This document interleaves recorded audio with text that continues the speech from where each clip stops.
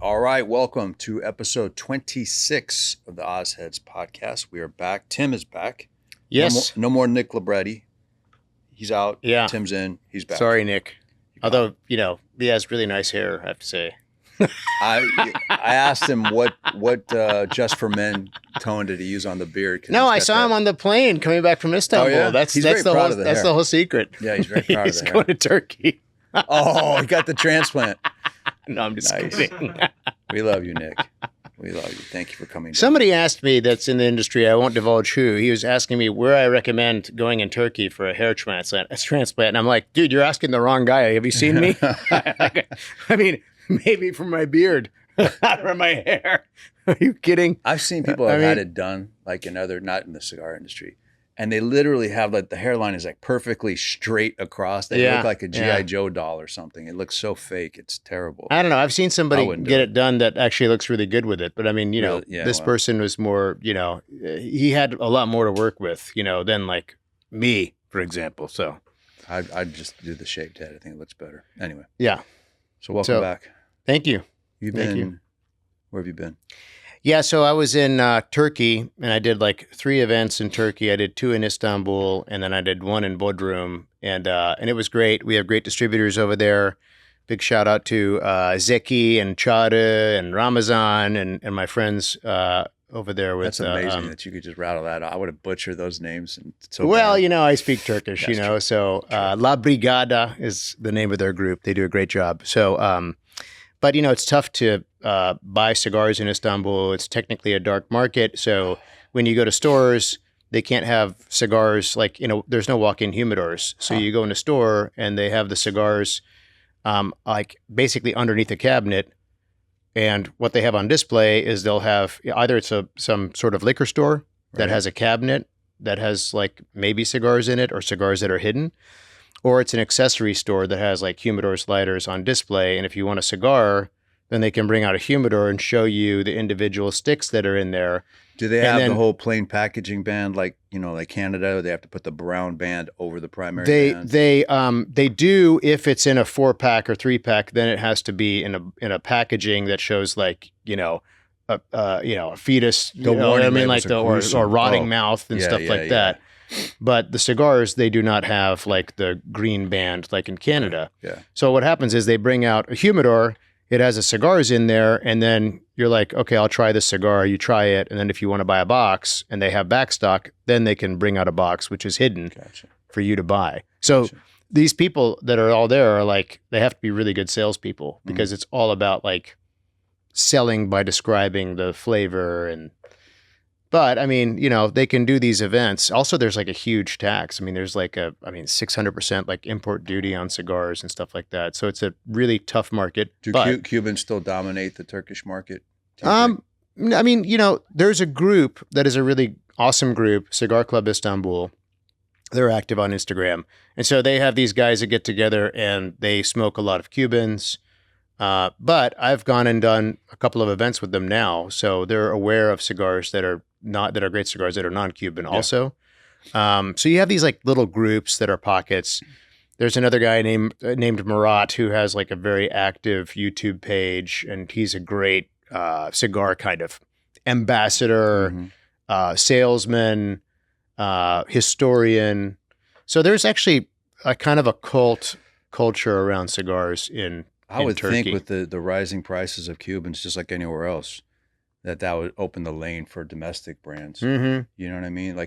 I know Miguel was just in Canada, and he was telling me some of the prices in Canada, and I was just holy God. I'm Cohibas for $500 a stick. Yeah, yeah. Well, I mean, the fact is that they're going to China first, and then they're being distributed over there, and then whatever is remaining goes to the rest of the world. Then it drives up the pricing, and you don't find that many of them. So in duty free in Istanbul, there were barely any Cubans, and the Cubans that were there were outrageously priced. So actually, while you were gone, true story, Adam gifted me. Somebody gifted him, and then he gifted me. I think Chad got one too. A Cohiba from 2021. It was a something 55. It was an anniversary. It was a beautiful cigar, holograms, all it was crazy. It was beautiful. And so I was like, well, this is a special cigar. I Googled it. It was 456 retail per stick. Wow. So I said, I'm going to have some fun with it. So I basically did like a series of Instagram stories where I supposedly reviewed this cigar in thirds like the bloggers do, like first third, I got hints of this, second third, third. And then at the end, I kind of pulled the curtain back and I said, okay, all those flavor notes that I just mentioned were taken from an online description of Cocoa Puffs, Honey Grams, and Cinnamon Toast Crunch. And they were. And everybody was like, oohing and ahhing over the review. And I was like, no, I faked everything.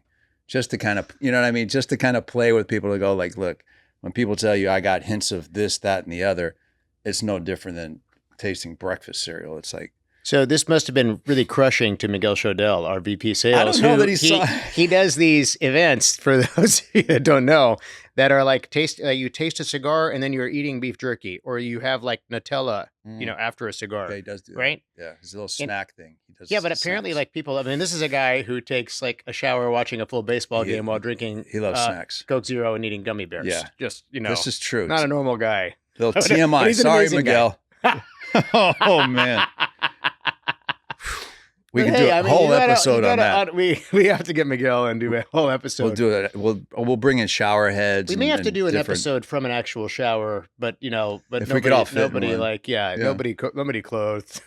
No, I mean, sorry, everybody. No, we should. Everybody Zoom has him, to be in a robe. Do the interview remote. Zoom him on the pod, and he could be in the shower doing the interview. We can hear the echo and the baseball game sounds, and like, and it's a home run, and the shower. Oh man!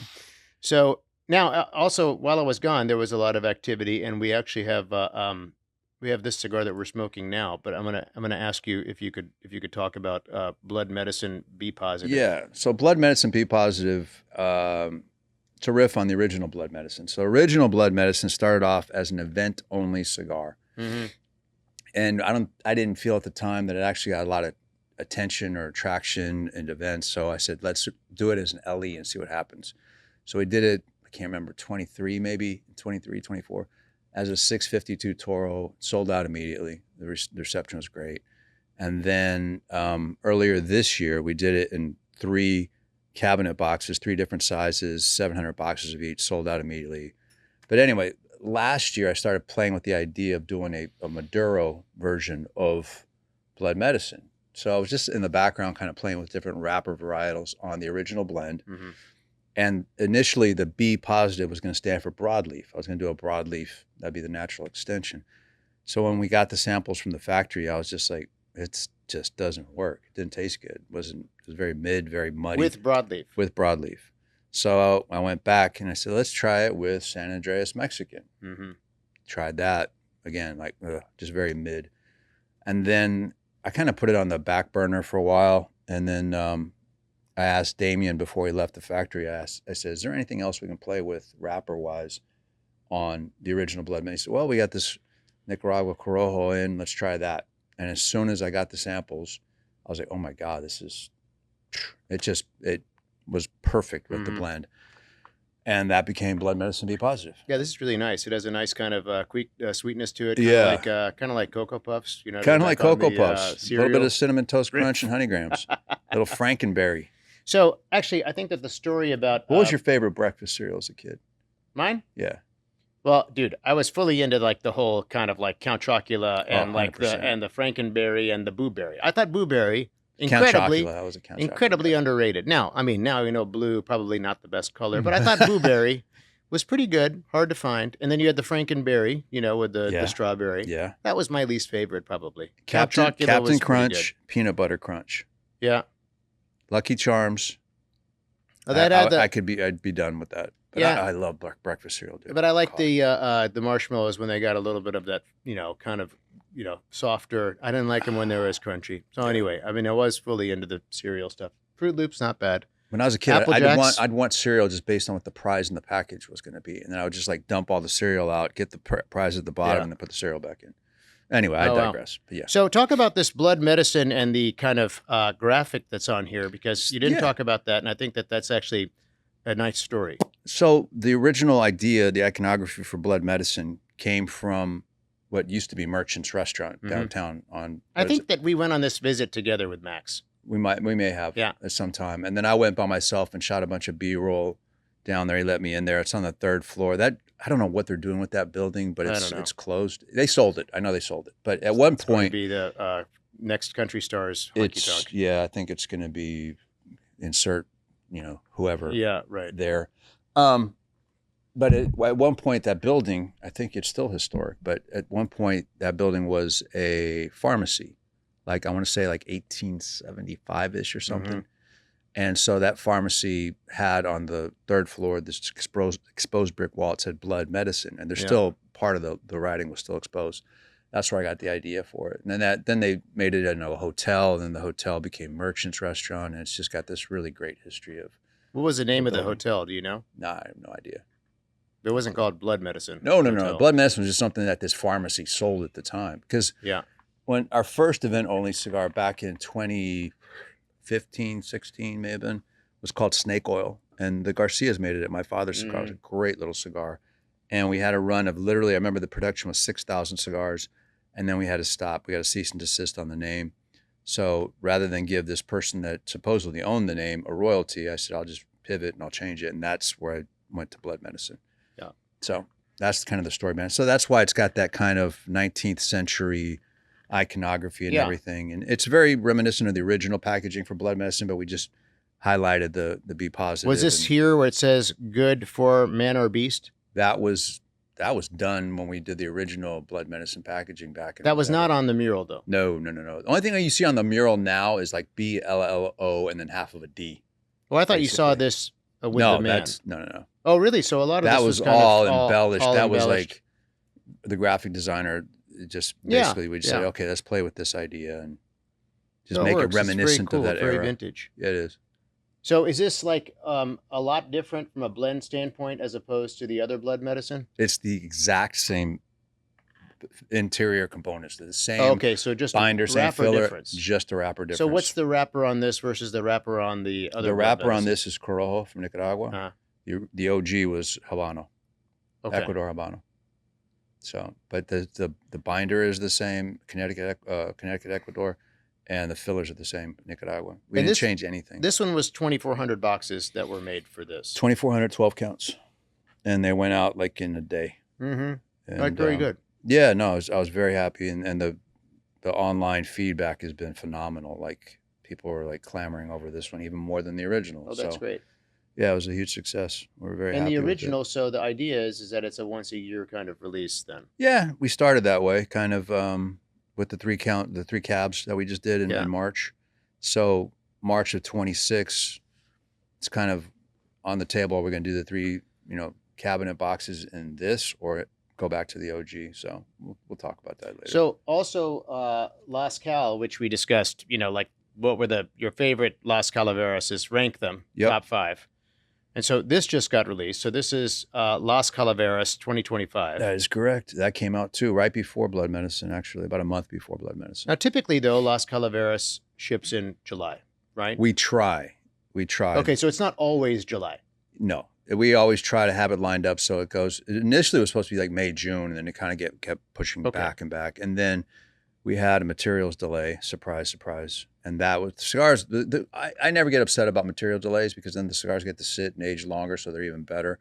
Right. But yeah, we had Cigar Rings had some machines that were down, and it delayed us about a month. So now talk about this blend a bit. For that, when I went back to my father and asked them, I said, look, we always try to rotate and do things differently, and so we hadn't used a San Andres wrapper from Mexico since I think 17 or 18. So I'm like, okay, it's due. Let's play with that. Was that a darker shade than this? Oh yeah. Like what? How much darker? Like a lot darker. Yeah. In fact, black? To the point when I got those samples of the pre-release samples, I was like, well, wait a second. I asked for San Andres because I'm already kind of trained to think like, San Andres is gonna be really like dark. Juarez dark, like that Oscuro, that really heavy, peppery kind of like vibe or whatever. And I was like, this is really light. Are you sure this is right? To the point where like I even like texted Pete Johnson and I took a screenshot. I'm like, bro, you gonna tell me this is San Andres? He's like, yeah. He goes, it's mid priming. I know it's lighter, but it's really tasty as fuck. And we use it on stuff at Tatuaje. Smoke it. It's really good. And when I smoked it, I was like, wow, it's really good. Mm. It just visually doesn't look like what everybody's been accustomed to Right. seeing Mexican San Andreas wrapper, which is usually more Maduro to Oscuro. Did they tell you what priming it is, or they just said They like just say you like a know mid priming. mid priming? Yeah. And then of course the binder and filler is all Nicaraguan tobacco grown by the Garcias. So it's, and that feedback has been really good on that cigar too. I've had a few people tell me it was the best Las Calaveras to date, even better than 14, yada yada yada. Huh. So it was. Would you very describe well it for your own palate as more like medium or I medium full? I would do or? the George Brightman would be like, dude, it's easily approachable, easily smokable, but complex, rich, and dessert like. You know. So it's like vaguely skirting the question. Yeah, a little bit. Dude, and get this, it is like a biscotti. Yeah. It's I'm not that's why I did the whole fake review with the Cohiba. I'm not big on the tasting notes, and I don't think that cigars are rolled into thirds. So it all that just kind of seems like a bunch of fuckery to me, to be honest with you. So I don't say, oh, it had hints of this, that, and the other. I just know if I like it. I just, Rick Rubin can't control a soundboard, but he can go, okay, I like this. I hear this. This is good. I'm going to validate this. And that's kind of how I approached all that stuff. So, well, also there's something about like when you start smoking it, then you kind of, we humans are very adaptable to things very quickly. So like, you get used to the taste, and then it kind of like, at first it starts off with a little bit more of a pop or or a hit, and then it kind of like calms down after that. I also think that has to do with you like can't where, front load a cigar. I also think it's like where the tips of the tobaccos and the fillers are like 100%. placed, right? And Yep. I mean, like, Yep. because you're going to get more concentration, more kind of nicotine from the tips than You you can would from front the load a middle cigar part. for sure. There's no question. And I think people do that. So it Yeah. opens big and they're like, whoa. And then it just kind of settles in a little bit. I like that. I like it when it opens big and you get somebody's attention, kind Yeah. of like the beginning of like a, Beethoven's Fifth or something, Mhm. like where it Bum, grabs bum, your bum. attention and then you're like, you're in that world and then it kind of settles. So that's cool. Also, this is in a sampler too. That's a 4-pack sampler. That's in the sampler. So it's got the 3 sizes plus a Petit Lancero, Mm-hmm. which is like 6.5 by 40. Which I'm not a Lancero guy by any stretch, but the only 2 sizes we've ever played with on the sampler exclusive has been a Petit Lancero and a Bellicoso Fino. We did Belly Fino last year, so I changed it up to something different, Yeah, so we were talking before we got on with our buddy Cole, who's shooting this, and Cole we indoctrinated on a trip to Dominican Republic where he smoked. He hung with us, smoked a lot of cigars, and then you smoked a I forget what's the name of the Cuban cigar that is that is short filler, Quintero. Then he smoked a Quintero, and we said, Cole, just be careful. This might have like some tobacco that has been less fermented. And then next thing we know, he's running it.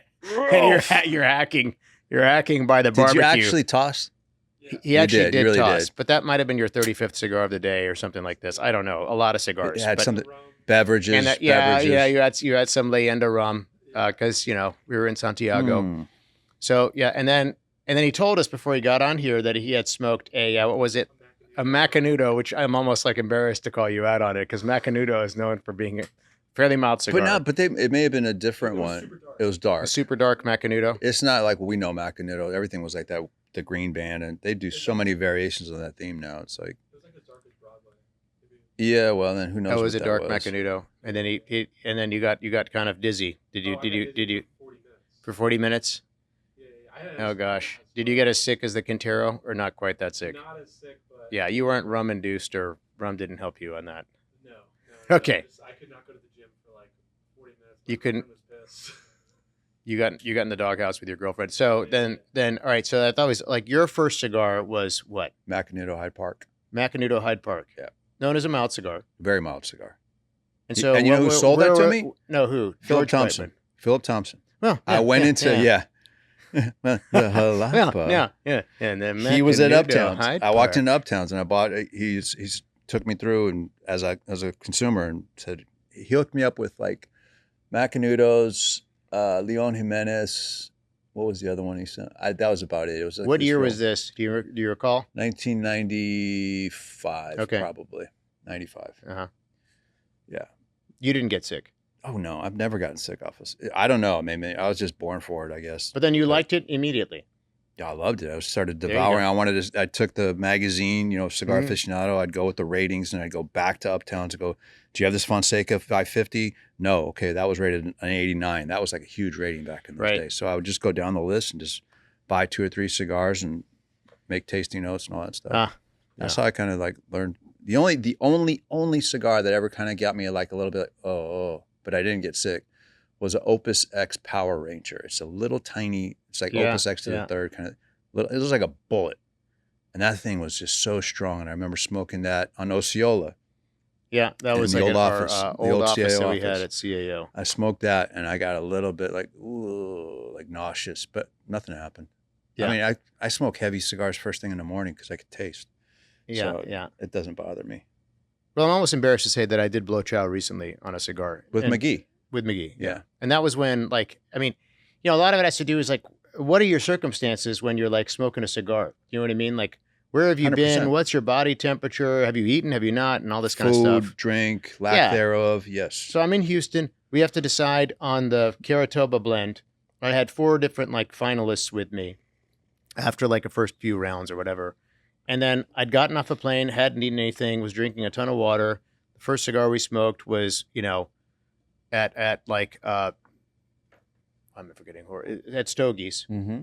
and with Jorge, who's an amazing guy. And so that was great. I loved it. And then we got in his car. He has a pickup.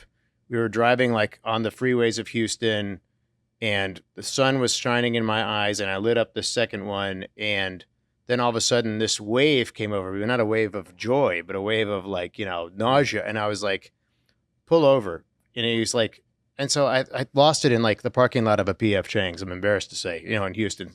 Sorry, PF Chang's, but I didn't eat anything. But yeah, that was like not good. And then Could have something to do with McGee's driving too. maybe, probably.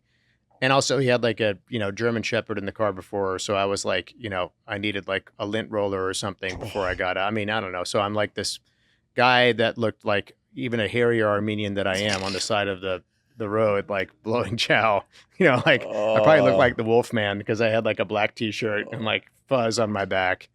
I remember in a that because PF you brought Chang's those cigars parking lot. back and you told me that you'd gotten sick off of them. And Yeah, then you also yeah, said like yeah. somebody at Noxa, like Gus said, oh yeah, somebody else here got sick. So Yeah, right. I thought So these were like cursed that's cigars. not the blend we went with, by the No. way, for Caratoba. But out of just so curiosity, you know. I'm like, give me the cigar. I want to see. It was almost like a food challenge thing, and I wanted to see if it was Yeah. going to. And it didn't. It was fun. No, but then liked it. I went to my friends at Joseph's Fine Cigars. Mm-hmm. And so then I gave it to them, and then like I warned them. I said, "Look, this cigar, it might have been bad." So now I've had breakfast, and we all smoked it, and like they were like, "Whoa!" And so they kind of stopped. They stopped smoking it with like maybe about like a third left, and as did I. And I'm like, we're definitely not going with this blend. I talked to Gustavo about it at Noxa, and he thought it was like I thought it was really he good. thought it was a actually. combination of like, I don't know, maybe we can do it like a the hot chip challenge where you have like Yeah, no, I thought it one was- cigar in it, and It- it becomes like I was the- nervous. the- I the never get Harold nervous cigar smoking a challenge. cigar, but I was waiting for it to hit me, and I'm like, and it never did. I was like, oh, this is good. I don't know. I think we deduced that in the end of the day, it had a combination of like, Sumatra Ecuador wrapper and like this particular Mexican binder combination was like, Toxic. that was Gustavo's kind of premonition of it. So I don't know, maybe there's something there, but we did get in Caratoba and Broadway. I think we finally. got that in a few episodes ago. I would like to. Did we talk about that? We've gone through that already. Yeah. Yeah. So This is what happens when we only do a podcast once a month. We kind of lose track of like what's come in, what we haven't talked we'll about. string what have together you. more now. But Actually, yeah. As we talk, we get another shipment on the way of Caratoba and Broadway. mhm. Should be here later this week. Fingers crossed.